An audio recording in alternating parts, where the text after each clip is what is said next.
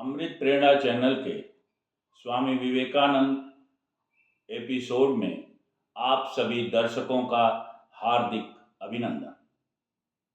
इस एपिसोड में हम लोग स्वामी विवेकानंद के बचपन के ऊपर चर्चा करने वाले हैं। स्वामी विवेकानंद का जन्म एक संभ्रांत, कुलीन, सुशिक्षित, कायस्थ परिवार में हुआ था।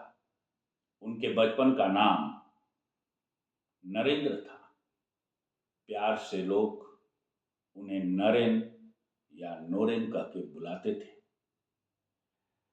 संन्यास और ज्ञान उन्हें विरासत में मिला हुआ था। उनके दादा श्री दुर्गाचरण दास संस्कृत और पर्शियन के ज्ञानी थे तथा उन्होंने ला का भी ज्ञान प्राप्त किया था और 25 साल की अवस्था में उन्होंने संन्यास ले लिया था। उनके पिता Shri Vishwanath Dutt Sanskrit, Persian, English, Hindi, Urdu, Arabic के ज्ञानी थे।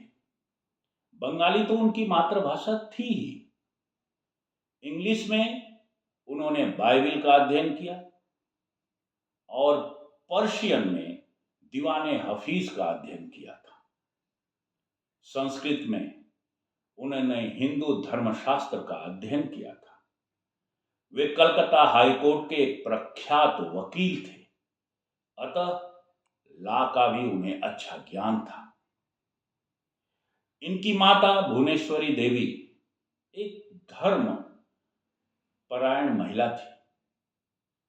वे भगवान शंकर की बहुत बड़ी भक्त थी। वे कहती थी कि स्वामी विवेकानंद अर्थात नरेंद्र भगवान शंकर ने उन्हें वरदान के रूप में दिया है। बचपन में नरेंद्र का स्वभाव बड़ा ही उग्र हो जाया करता था और जब स्वामी जी गुस्सा होते थे तो उनकी माता भगवान शंकर की स्तुति करना शुरू करती थी और कहती थी, हे भगवान, अपने गण को आप ही संभालो। और कहते हैं कि जब वे ऐसा करती थीं तो स्वामी विवेकानंद का गुस्सा स्वतः ही शांत हो जाया करता था। उनकी माताजी को महाभारत, रामायण और पुराणों की कहानियां कंठस्थ थी, अतः वे अपने सारे बच्चों को एक कहानियां सुनाती थी। यह तो हमारी परंपरा भी रही है कि घर की दादी माँ या माताएं या दादा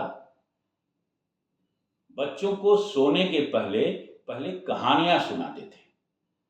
अतः सारे बच्चों को रामायण, महाभारत और पुराणों की कहानियां कंठस्थ करा दिया था उन्होंने। ये सभी लोग 10 भाई बहन थे, लेकिन लंबी आयु सिर्फ 4 को प्राप्त हुई। इनके भाई महेंद्र दत्त दो भारतीय इतिहास में महान क्रांतिकारी के रूप में जाने जाते हैं। उन्होंने बाद में समाजशास्त्र और मानव शास्त्र के ऊपर गहरा अध्ययन किया और उस पर किताबें लिखी। इनके दूसरे भाई भूपेंद्र दत्त, जो 4 सितंबर 1880 को जन्म लिए थे, उन्होंने बंगाल की ख्यात प्राप्त पत्रिका युगांधर का संपादन किया। मित्रों, यह वही युगांधर है जिसने अनुशीलन समिति को विस्तारित करने में एक महत्वपूर्ण भूमिका निभाई थी। इनकी बड़ी बहन स्वर्णमयी देवी थी, जो कि इनसे ज्यादा हिली मिली थी, या कहें तो बड़ा होने के कारण उन्होंने इनको पाला था, संभाला था और उनके साथ इनकी ट्यूनिंग लंबे समय तक जुड़ी रही। इस तरह से स्वामी विवेकानंद का बचपन, उनका परिवार जो प्राप्त हुआ, उसमें जो उन्हें संस्कार मिले वो संस्कार आध्यात्मिक, सामाजिक, धार्मिक, सांस्कृतिक सब एक मिला जुला एक चरित्र इनके अंदर विकसित हुआ। नॉर्मल ऐसे सारे अनेक परिवार हैं भारत में जो कि इस तरह देखने को मिलते हैं और उनमें पले हुए बच्चों के अंदर वैसा बीज अंकुरित होता है। लेकिन कुछ ऐसी चीजें हैं जो स्वामी विवेकानंद को अन्य लड़कों से अलग करती है। उसमें एक था इनका ध्यान।